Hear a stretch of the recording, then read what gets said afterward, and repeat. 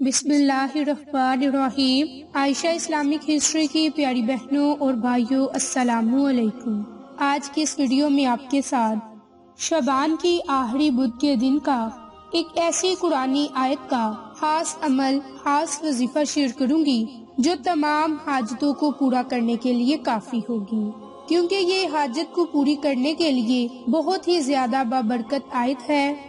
और इस अमल को आपने शबान की आखिरी बुध के दिन लाजम करना है। इसके अलावा अगर आप चाहे तो शबान के आखिरी दिनों में, यानी कि शबान के महीने के आखिरी दिनों पे भी ये अमल, ये वजीफा कर सकते हैं, क्योंकि ये कुरान पाक की बहुत ही ताकतवर आयत है। आप लोगों ने ये आयत बहुत ही मर्तबा पढ़ी होगी, इन्नल्लाहा अला कुल्ली शैइन कदीर, और ये आप सबको जुबानी याद भी होगी। तो एक छोटी सी आयत है जिसका तर्जुमा है कि अल्लाह की जात हर चीज पर कादिर है, हर चीज इसी के दायरा इख्तियार में है, और हर चीज का मालिक, हर चीज का खालिक मेरे अल्लाह की जात ही है। जिस आयत का वजीफा आपके साथ बयान करूंगी, इंशाअल्लाह ताला ये हर चीज के लिए होगा।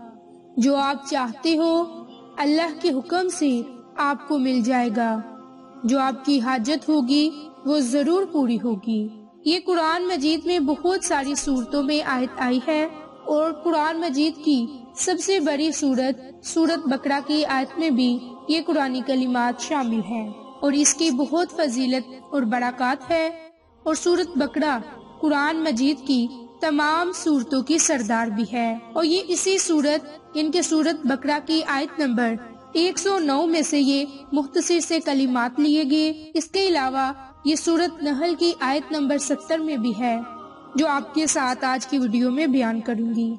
ये हमारे लिए आयत है, और ये सारी जगहों पर इसलिए कि अल्लाह की जात ने बयान फरमाया कि अल्लाह की जात जो है वो बिला शिबा हर चीज पर कादिर है। अब बिला शिबा का मतलब क्या है कि जिसमें कोई किसी किस्म का एक रत्ती बराबर भी शक न हो, और जो कुछ इस पूरी कायनात में होता है मेरे अल्लाह के हुक्म से होता है।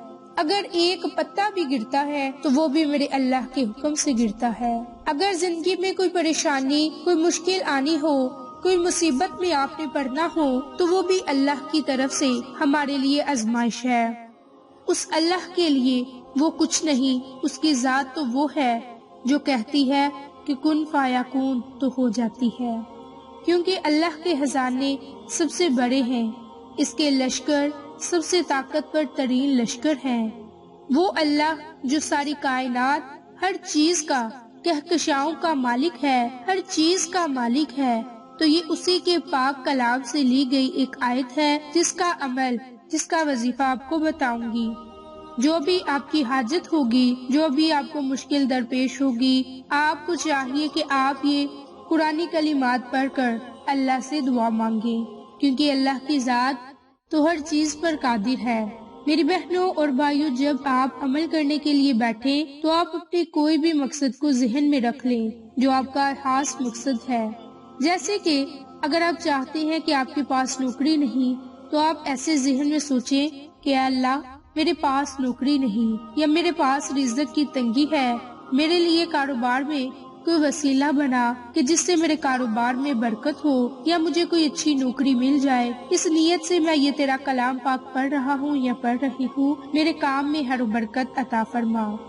इसी तरह अगर शादी के मसाइल हैं तो उसके लिए भी आप ये अमल कर सकते हैं। अगर आप बीमार हैं और बीमारी से निजात पाना चाहते हैं तो उसके लिए भी आप अल्लाह से दुआ करें कि ऐ मेरे रब, मुझे इस मूजी बीमारी से या किसी भी बीमारी से निजात अता फरमा, और मेरे जिस्म के रेशे रेशे से बीमारियों को खत्म फरमा दे। और अल्लाह की जात तो हमारी पुकार को सुनने वाली है।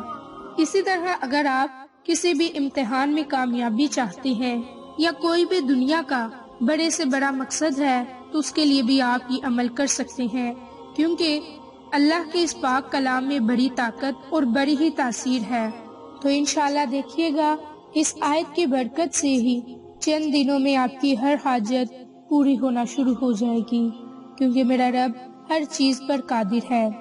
मेरी बहनों और भाइयों, अमल करने का तरीकाकार शेयर करने से पहले मेरी आप तमाम से गुजारिश है कि जिन लोगों ने अभी तक मेरे चैनल आयशा इस्लामिक हिस्ट्री को سبسکرائب نہیں کیا وہ نیچے موجود لال رنگ کے بٹن کو دبا دیں اور ساتھ موجود بیل آئیکن کو دبا کر آل نوٹیفیکیشن پر کلک کر دیں تاکہ میری ہر نئی آنے والی ویڈیوز کی اپڈیٹ آپ تک بآسانی پہنچ سکے۔ جزاک اللہ۔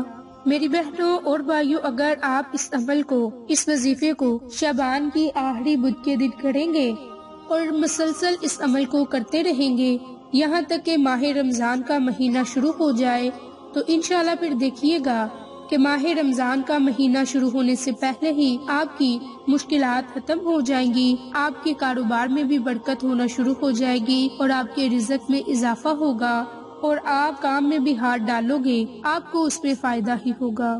تو میری بہنوں، آپ نے اب اس عمل کو، اس وظیفے کو شعبان کی آخری بدھ کے دن کس طرح سے کرنا ہے کہ آپ نے بدھ کے دن نماز عشاء کے بعد 2 رکعت نماز نوافل حاجت کی نیت سے ادا کرنی ہے۔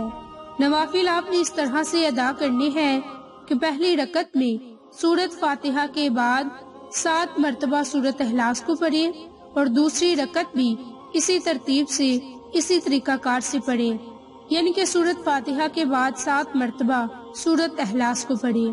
2 رکعت نماز نوافل حاجت کی نیت سے ادا کرنے کے بعد آپ اپنے مقصد کو ذہن میں رکھیں، جس مصیبت سے بھی نکلنا چاہتے ہیں، جس پریشانی سے نکلنا چاہتے ہیں یا اللہ سے دولت یا رزق چاہتے ہیں، تو اسے ذہن میں رکھ کر آپ سجدے کی حالت میں چلے جائیں اور سجدے کی حالت میں ان اللہ علی کل شیء قدیر، ان اللہ علی کل شیء قدیر، اس آیت مبارک کو سجدے کی حالت میں 33 مرتبہ پڑھیں اور 33 مرتبہ پڑھنے سے پہلے آپ نے 3 مرتبہ درود پاک کو پڑھنا ہے اور آخر میں بھی درود پاک کو لازم پڑھنا ہے۔ اور جب آپ اس آیت کو پڑھنے کے لیے سجدے میں جائیں تو اپنے مقصد کو ذہن میں رکھیں کہ اللہ کی ذات جو ہے وہ ہر چیز پر قادر ہے، تو میرا یہ فلاں کام ہے تو وہ اللہ کی ذات جو ہے اپنے فضل اور کرم سے اسے پورا کر دے گی۔ اگر آپ اس کامل یقین کے ساتھ سجدے میں جائیں گے تو اتنی بہترین آیت کی برکت سے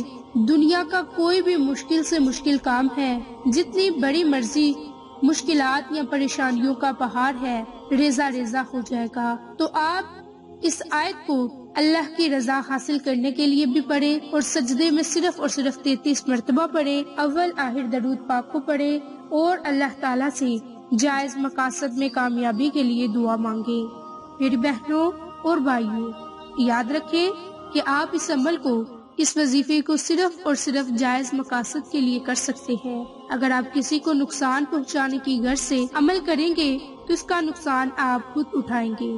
تو میری بہنوں، اگر آپ اس عمل کو آج بدھ کے دن سے جاری رکھیں گے تو ماہ رمضان کا مہینہ شروع ہونے سے پہلے ہی آپ کو آپ کے مقاصد میں کامیابی ضرور ملے گی۔ آپ کو آج کی ہماری ویڈیو پسند آئے تو اسے لائک، شیئر اینڈ سبسکرائب کریں۔ جزاک اللہ۔